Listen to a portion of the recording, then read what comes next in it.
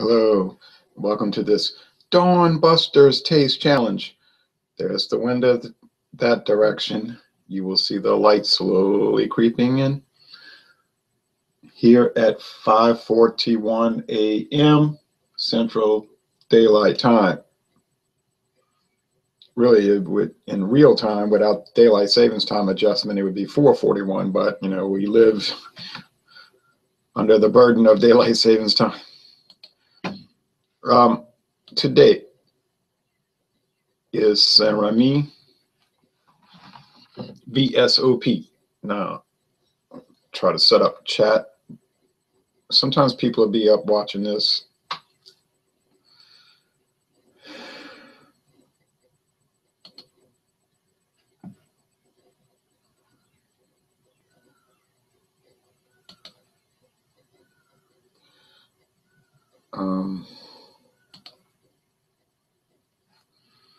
This is an old French brandy from the 1850s, I believe. Let's see what year.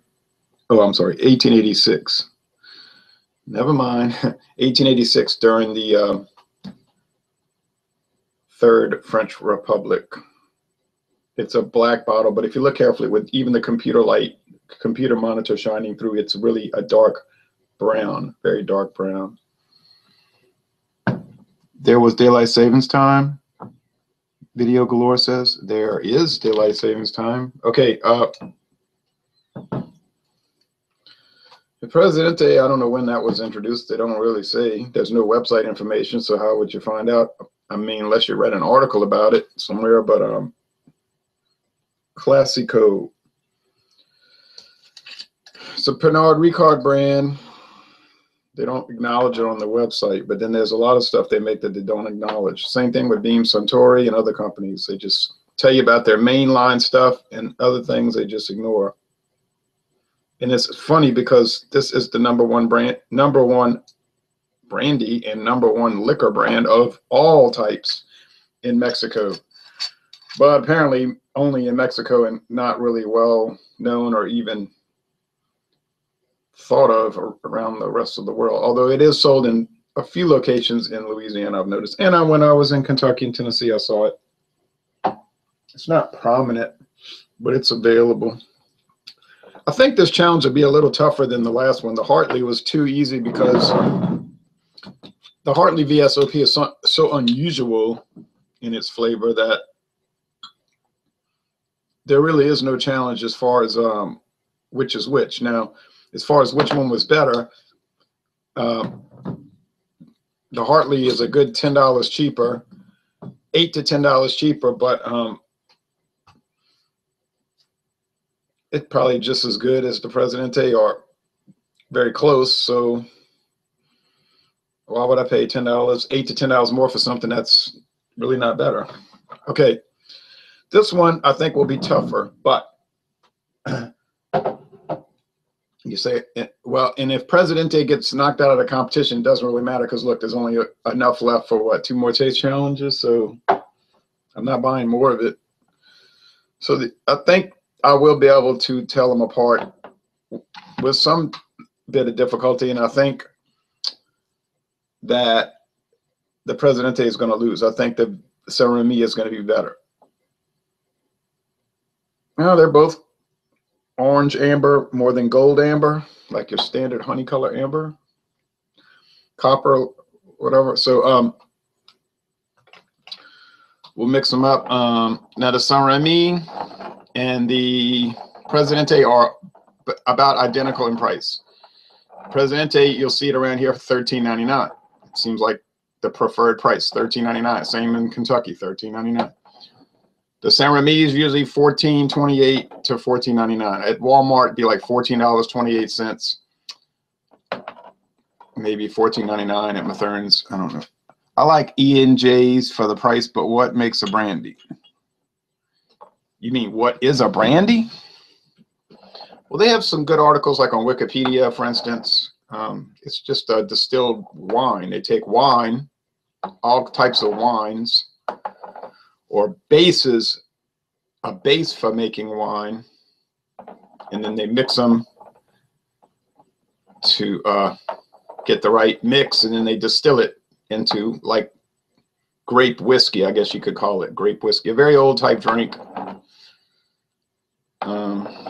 Popular around the world, very popular in Asia, especially South Asia, India, East Asia, China, and Japan, especially China and Taiwan. So very big in India. I think the #1 liquor brand in India is a brandy, which I've never seen or heard. It's big in those former Soviet Union, apparently, like not necessarily Russia itself, maybe South Russia and those Russian,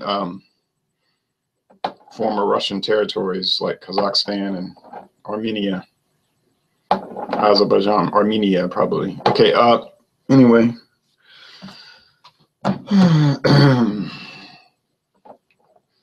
You don't see a lot of video reviews for brandy because even though it's popular, whiskey is just like the big thing, right? Whiskey, whiskey, whiskey. And then people often ask me, what about rum? What about rum? What about tequila? I'm just not going to get into those. I can't see, at least in the next 10 years, I don't see that happening. And vodka's real big right now. These things are cyclical. Okay.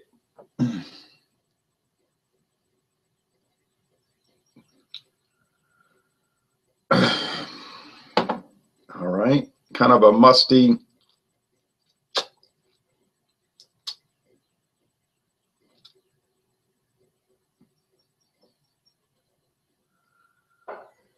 Grapey. Yeah, what's wrong? Yeah, do some research. All right. What is Aleppo?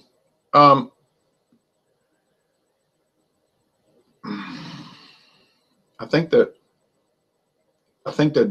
distiller master at Santa Remy is what's her name? Martin Penn, a woman. She's been there over 15 years. So they have a female distiller master.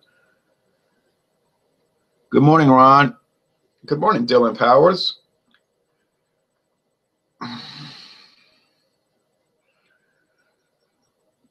You know that Presidente has that funny, funky, monkey smell when you open it and pour it. But if you let it breathe, it sort of dissipates. It's kind of like some of these Euro lagers in the green bottle. They'll have that strong skunk smell like Heineken. Oh, you say, oh. Or even Old English 800 malt liquor, if you get it in the glass bottle, the glass 18-ounce bottle, clear bottle, it'll have that. But if you pour it in the glass and let it set for like a minute and breathe, it'll go away. That'll dissipate, and really is not an issue. Okay, so I think this is Presidente because it's got more of that funky, weird. It's a strange sweetness, and it's not really a pleasant sweetness. There's some mint, there's some flour, there's some fruit cake, dried fruit type stuff, but it's more of the sweet fruit. I don't know, fruitcake fruit. I don't know. It's weird. This is just more of the mintiness, the dried flowers. I don't know. Let's go with the taste.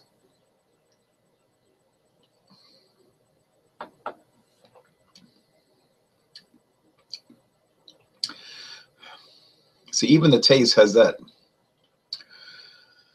strange,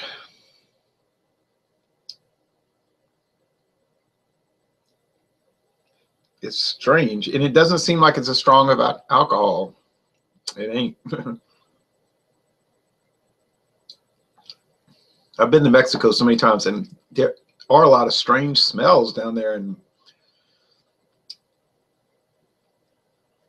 it's to me it's unusual. This kind of fits the weird experiences I've had walking around these towns and cities. This one's a cleaner taste, cleaner, more peppermint. It tastes stronger. You can feel more alcohol burn. So the body on the, I want to make sure I stop this before the top of the hour because I want to watch the 6 o'clock news.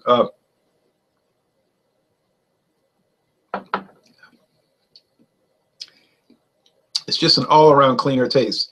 Dried flowers, some spicy notes, like almost cinnamon or nutmeg, which it doesn't contain any of that to my knowledge. Remember, brandy can contain artificial, not artificial, that has to be stated, excuse me. It can contain natural flavors and colorings like, say, sugar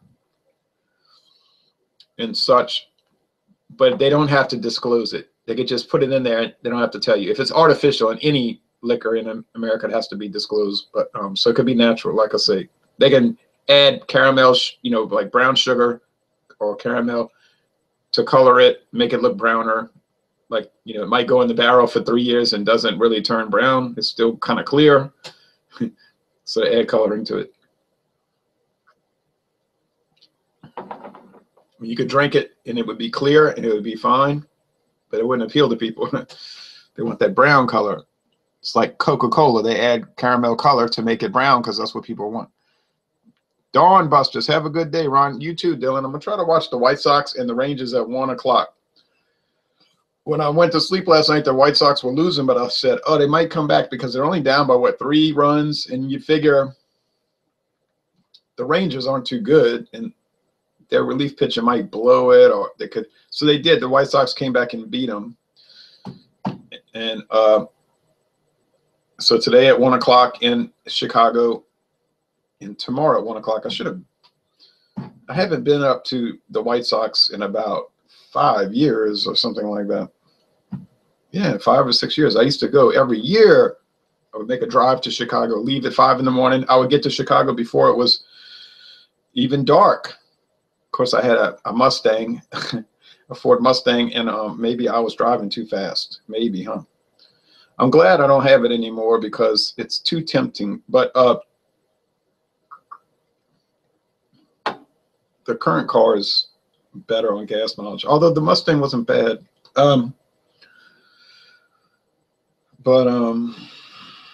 Yeah, you could get to Chicago, and then I, of course, do beer shopping. Sometimes people would go with me. They would check out the White Sox, and we'd also go see the Cubs. And they liked it. They were pleased, you know, like more like pleased with the Cubs and White Sox. My father was more like into it. Oh, yeah, the Cubs, all these people at McDonald's, 9 o'clock in the morning. I said, well, that's workers, you know, getting ready. But he was more fascinated. My friend Paul, he was like pleased. My friends, a couple other friends, Jordan and James, Jimmy, they were like pleased. Maybe he was, yeah, I guess with the Cubs, Jimmy was more like, I'm here, I'm at Wrigley Field. That was before they heavily renovated. It's changed a lot now, but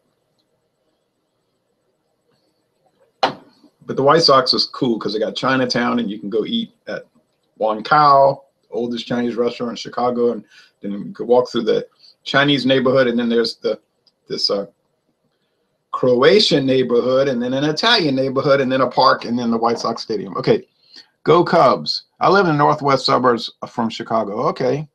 Do you prefer baseball over football? I guess I like both. Depends on who's playing.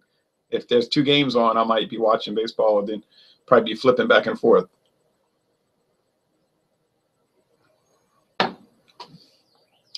This body is lighter, even on the left, lighter. Yeah, so there's a good exploration for beer in Chicago, beer explorations. And like I said, I like to drive around that city. I always drive and park, and I know where to park for free for the White Sox. And I'm not going to give that secret away. I used to know a place to park for free for the Cubs on Sunday games, but the city is so greedy. Like most of these cities, they're greedy for money. They don't understand how to do budgets. They think it's all revenue issues, but it's really always a spending issue. They don't know how to. They spend all the money, so they say we have a revenue problem. It's not a revenue problem, you yokels. It's spending. Same thing with state governments and U.S. government, but they have a spending issue. But it's easy to spend other people's money, right? If it was your money, you'd be careful, but it's other people's money, so you just say, let's do this project, let's do that project. It'll help me get reelected, which is all what it's about. It's all about career enhancement more than public service, right?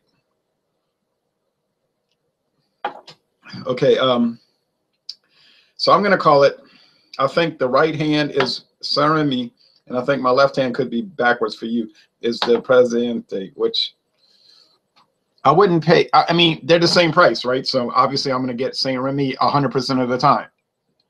Haha, we all do it. Chicago is the worst when it comes to cutting spending.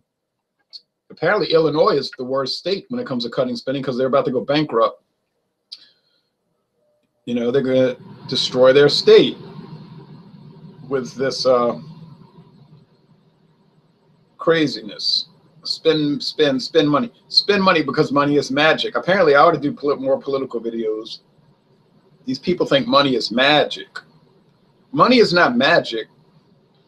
So when you approach it if you use the approach that it's magic, then it comes back to haunt you and everything collapses, which what we saw in Zimbabwe, Argentina, and now Illinois. Yeah, Illinois is now on par with Zimbabwe and Argentina. That's not really something to, and it happened to California, right? A while back with, you know, incompetent leadership. So incompetent leadership is easy to get. I mean, that's common. Competent leadership in public sector is not too easy to obtain. Yeah, Presidente and Saint Remy. Well, it was actually easier than I thought it was going to be. I thought it was going to be more of a challenge. This was more like a taste runaway. Don't recommend the Presidente. It's not the worst. That would be Hartley VS, which I don't think is made anymore. I highly recommend Saint Remy. Everything about it is good and nothing about it is bad. So if you want a good brandy for $14 or $15 a bottle, get Saint Remy from France, à la Francais. If you want a rather unpleasant brandy from Mexico, get the President. That's just my opinion. I'm sorry. I'm not trying to cut down on Mexico. I like Mexican beers. I can name probably 10, right off the bat, 10 Mexican beers, which I just love. But no, not this Presidente. That's the second worst I've had. The worst is the Hartley, and this is the second worst. I mean, think about it. Albertson's brandy, right, was $4.99. $4.99 for a bottle, a full-size bottle. This actually costs more than that because I had to pay the Texas import tax. Yeah, because, you know, free trade ain't really free. And the Albertsons brandy beats the fool out of this. But that's no longer produced. That's why they had it $4.99, because they were switching over to that D.W. Anders. Might be the same stuff in a different label, by the way. John Co. Mortaker says, I don't drink. I barely even drink soda. I drink water. Well, that's a good idea. Water is, you're not going to get any side effects from that, you know, really, unless you drink too much. Dos Equis says HQ Video Galore. Yeah, I like Dos Equis. It's a little dull, you know. I prefer the Dos Equis Ambar, which is kind of dull too. The Dos Equis Roja, the red lager that they had last year, the year before last. Now that was dynamite. I haven't tried their wheat beer, but I don't want to buy the whole 12-pack just to get 2 wheat beers. So, Oh, sorry, 3 wheat beers. Just 3. 3 times 4 is 12. Yes, so you get 3 of each for variety. All right, so this taste challenge, that's a wrap. The next time I look at Presidente, it's going to be versus the D.W. Anders, which is, in other words, Safeway brandy, Safeway grocery store brandy, D.W. Anders. But honestly, I don't even think this could beat the D.W. Anders, and I haven't even tried D.W. Anders. So, oh my goodness. All right, thank you for watching this video production.